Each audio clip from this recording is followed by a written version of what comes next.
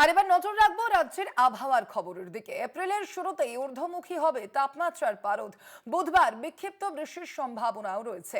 দক্ষিণবঙ্গের কিছু জেলায় এই বৃষ্টির সম্ভাবনা রয়েছে বলেও জানতে পারা যাচ্ছে। আমরা এই বিষয়ে কথা বলবো। আমাদের সঙ্গে ফোন লাইনে রয়েছেন প্রতিনিধি শাশ্বতী রায়। শাশ্বতী, কি জানতে পারা যাচ্ছে? ওয়েদার আপডেট কি বলছে? ওয়েদার অফিস কি বলছে? তাপমাত্রার পারদ ঠিক কবে থেকে ঊর্ধ্বমুখী হতে চলেছে? দেখো, অবশেষে চৈত্রের যে গরম সেই গরম অনুভূত হতে চলেছে এবং এপ্রিল মাসের প্রথম সপ্তাহ থেকেই তাপমাত্রা ধীরে ধীরে ঊর্ধ্বমুখী হওয়ার সম্ভাবনা এবং এই সপ্তাহের সপ্তাহান্তেই তাপমাত্রা হয়তো বেড়ে দাঁড়াতে পারে শহর কলকাতার ক্ষেত্রে 40 ডিগ্রি সেলসিয়াস।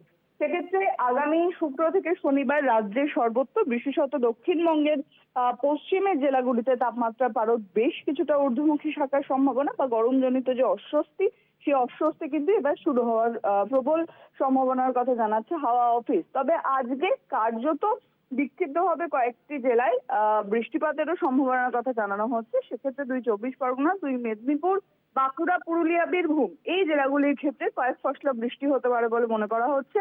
তবে উত্তরবঙ্গে এখনই দুর্যোগ কাটছে না। উত্তরবঙ্গে আজকেও উপরের দিকের 5 জেলাতে বিক্ষিপ্ত ভাবে ভারী বৃষ্টির সম্ভাবনা আছে এবং তার সঙ্গে 30 থেকে 40 কিলোমিটার বেগে দমকা ঝোড়ো হাওয়া বওয়ারও পূর্বাভাস জারি করা হচ্ছে। অর্থাৎ উত্তরবঙ্গে এই বৃষ্টিপাতও কিন্তু চলবে আগামী শনি থেকে রবিবার পর্যন্ত।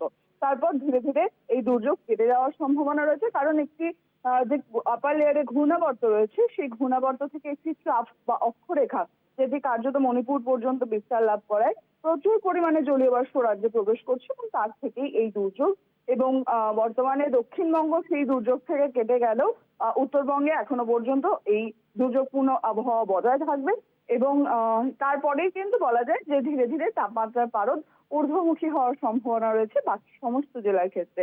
এবং এপ্রিলের মধ্যবর্তী সময় থেকেই কিন্তু অর্থাৎ পয়লা বৈশাখের আশেপাশের থেকেই কিন্তু বলা যায় যে গরম জনিত যে অস্বস্তি সেই অস্বস্তি বেশ ভালো রকম অনুভূত হওয়ার সম্ভাবনা আছে। ধন্যবাদ তোমায় শাশ্বতী।